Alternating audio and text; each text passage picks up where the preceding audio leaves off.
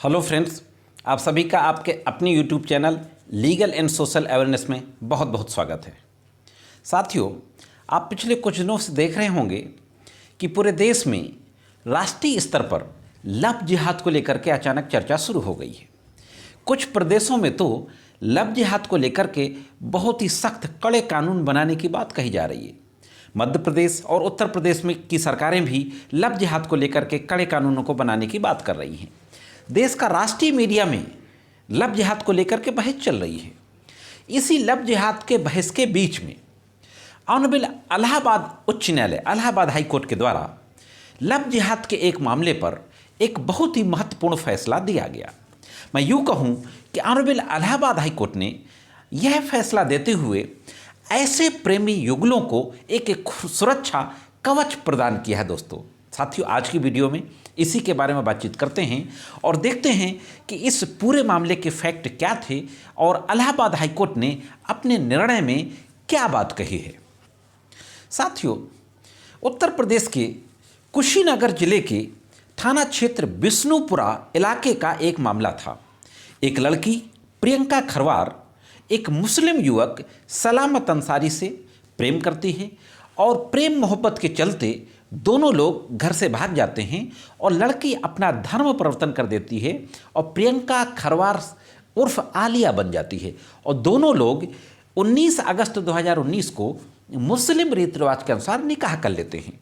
जब प्रियंका अपने घर से चली जाती है, उसके बाद प्रियंका के फादर के द्वारा बिष्णुपुरा थाने में एक तहरीर देते हुए यह कहते हुए कि मेरी लड़की को बहला फुसलाकर भगा ले गया है, एक एफआईआर पंजीकृत करा दी जाती है। 25/8/2019 को एक एफआईआर अंडर सेक्शन 363, 366, 352, 506 आईपीसी और सेक्शन 7/8 पॉक्सो एक्ट के तहत ये एफआईआर दर्ज होने के बाद पुलिस द्वारा मामले की विवेचना शुरू कर दी जाती है। इसी दौरान सलामत अंसारी और सलामत अंसारी के साथ साथ कुछ और लोगों को भी इस पूरे मामले में उनकी मदद करने के लिए आरोपी बनाया जाता है। तो सलामत अंसारी और उसके साथ जो अभियुक्त बनाए गए थे एफआईआर में, ये सारे लोग ऑनरेबल हाई कोर्ट में एक याचिका दाखिल करते हैं। और आपको यह भी बता दूं कि उस याचिका में जो प्रियंका खरवार और आलिया थी वह भी एक पार्टी होती है। और इन सब लोगों के द्वारा ऑनरेबल इलाहाबाद हाई कोर्ट के समक्ष कॉन्स्टिट्यूशन के आर्टिकल 226 के तहत एक क्रिमिनल मिसलिनियस रिट दाखिल की जाती है। क्रिमिनल मिसलिनियस रिट नंबर है 11367/2020। इस रिट को दाखिल करते हुए तमाम तरीके से अपनी दलीलें दी जाती हैं। इस मामले की सुनवाई न्यायमूर्ति पंकज नकवी और न्यायमूर्ति विवेक अग्रवाल के द्वारा की जाती है। इससे पहले सलामत अंसारी और प्रियंका खरवार उर्फ आलिया के एडवोकेट्स के द्वारा ऑनरेबल हाई कोर्ट के समक्ष जो दलीलें दी गईं उन पर एक नज़र डालते हैं। इसके बाद देखते हैं कि उत्तर प्रदेश सरकार के वकीलों के द्वारा क्या कहा गया। सलामत अंसारी और प्रियंका खरवार और बाकी अभियुक्तों के वकीलों के द्वारा यह कहा जाता है कि दोनों लोग बालिग हैं, दोनों लोगों ने अपनी मर्जी से शादी की है। मैं आपको बता दूं कि एफआईआर में पॉस्को एक्ट भी लगा है, यानी प्रियंका के फादर ने उसको नाबालिग दिखाया है।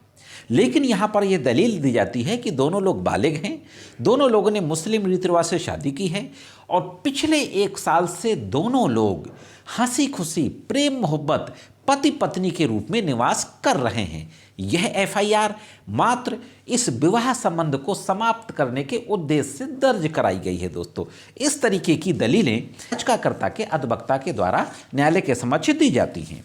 वहीं दूसरी ओर उत्तर प्रदेश सरकार के जो सरकारी वकील होते हैं उनके द्वारा ये कहा जाता है कि सिर्फ विवाह करने के मकसद से धर्म परिवर्तन करना प्रोहिबिटेड है, यह स्वीकार नहीं है और इस विवाह कानून में कोई पवित्रता नहीं है। यह बातें कहते हुए नूरजहां और प्रियांशी के केस का हवाला दिया जाता है। दोस्तों, मैं आपको यहाँ यह बताता चलूँ कि नूरजहां का केस था 2014-15 के आसपास का और प्रियांशी का केस अभी 2020 का है। इन दोनों मामलों में भी कन्वर्जन हुआ था। लड़की हिंदू से मुस्लिम बनी थी और शादी की थी और ये ऑनरेबल हाई कोर्ट गए थे और हाई कोर्ट ने इनकी बात नहीं सुनी थी, इनको कोई रिलीफ नहीं दिया था। इसलिए इन दोनों केसों का हवाला देते हुए कहा जाता है कि इस तरीके के मामलों में सिर्फ विवाह करने के मकसद से रिलीजन चेंज करना, कन्वर्ट करना, इसको स्वीकार नहीं किया जा सकता। लिहाजा इनको किसी भी प्रकार की रिलीफ ना दी जाए। दोनों पक्षों की दलीलों को ऑनरेबल हाई कोर्ट के दोनों न्यायमूर्तियों के द्वारा सुना जाता है और दोनों न्यायमूर्तियों के द्वारा सुनने के बाद बहुत ही महत्वपूर्ण टिप्पणियां की जाती हैं। एक नज़र डालते हैं कि दोनों न्यायमूर्तियों के द्वारा अपने फैसले में क्या महत्वपूर्ण बातें कही जाती हैं। दोनों न्यायमूर्तियों के द्वारा महत्वपूर्ण टिप्पणी करते हुए कहा जाता है कि हम प्रियंका और सलामत को हिंदू मुस्लिम नहीं बल्कि दो वयस्कों के रूप में देख रहे हैं, जो पिछले 1 साल से पति पत्नी के रूप में हंसी खुशी रह रहे हैं।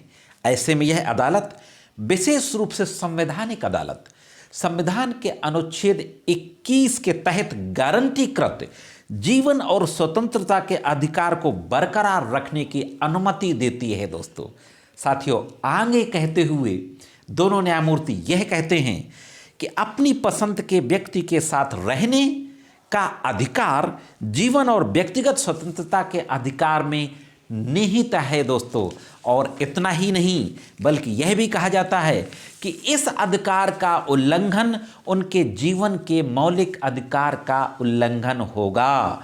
साथ ही साथ यह बात भी क्लियर की जाती है कि व्यक्तिगत स्वतंत्रता के अधिकार में पसंद की स्वतंत्रता यानी मनपसंद साथी को चुनने की स्वतंत्रता, प्रतिष्ठा के साथ जीवन जीने की स्वतंत्रता, यह सब शामिल है। तो बहुत बड़ी बात कही गई इस आदेश में ऑनरेबल उच्च न्यायालय के दोनों न्यायमूर्तियों के द्वारा कि अपने मनपसंद साथी को चुनना, अपने मनपसंद साथी के साथ रहने का अधिकार मौलिक अधिकार है, जो आर्टिकल 21 के कॉन्स्टिट्यूशन में दिया गया है। जीवन जीने के और व्यक्तिगत स्वतंत्रता का जो अधिकार है उसी में मनपसंद साथी के साथ रहने का अधिकार भी निहित है। यानी कि यह क्लियर है कि अपने पसंद के व्यक्ति के साथ रहने का अधिकार मौलिक अधिकार ऑनरेबल हाई कोर्ट ने अपने आदेश में डिक्लेयर कर दिया। दोस्तों, ऑनरेबल हाई कोर्ट के दोनों न्यायमूर्तियों में यह भी कहा कि भले है दोनों वयस्क एक ही जेंडर के क्यों ना हों, उनकी स्वतंत्रता में कोई अगर हस्तक्षेप करता है तो यह माना जाएगा कि यह उनके मौलिक अधिकारों का उल्लंघन हो रहा है। दोस्तों, ऑनरेबल हाई कोर्ट ने एक केस ला का हवाला दिया, शफीक जहां वर्सेज अशोकन के ये 2018 का केस था और इसका हवाला देते हुए ऑनरेबल हाई कोर्ट ने कहा कि ऑनरेबल सुप्रीम कोर्ट ने वयस्कों की स्वतंत्रता को सम्मान दिया है। दोस्तों, मैं समझता हूं कि इस निर्णय से उन प्रेमी युगलों को जो कि कन्वर्जन करने के बाद शादी करते थे और साथ में रहते थे, या बिना शादी किए दोनों लोग साथ में रहते हैं, अलग अलग रिलीजन के हैं, इंटर रिलीजन के हैं, उनको ज़रूर बहुत कुछ रिलीफ मिलेगी। उसको एक सुरक्षा के तौर पे इस केस ला का वो इस्तेमाल कर सकेंगे। दोस्तों, तो इस तरीके की तमाम टिप्पणियों को करते हुए ऑनरेबल हाई कोर्ट ने जो प्रियंका खैरवार के पिताजी के द्वारा FIR दर्ज कराई गई थी, उस FIR को क्वैश कर दिया गया, रद्द कर दिया गया। दोस्तों, FIR जो क्वैश होती है वह rarest of the rare cases में होती है। इस केसेस में कोर्ट ने पाया कि लड़की नाबालिग नहीं है, इसलिए पास को नहीं बनता। लड़की अपनी मर्जी के साथ रह रही है, इसलिए 363, 366 नहीं बनता।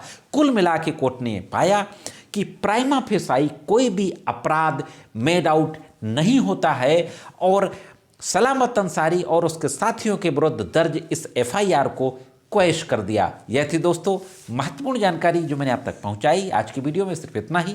मिलते हैं किसी अन्य वीडियो में कानून की कुछ अन्य जानकारियों के साथ। तब तक कानून की विभिन्न तरीके की जानकारियों के लिए देखते रहें लीगल एंड सोशल अवेयरनेस।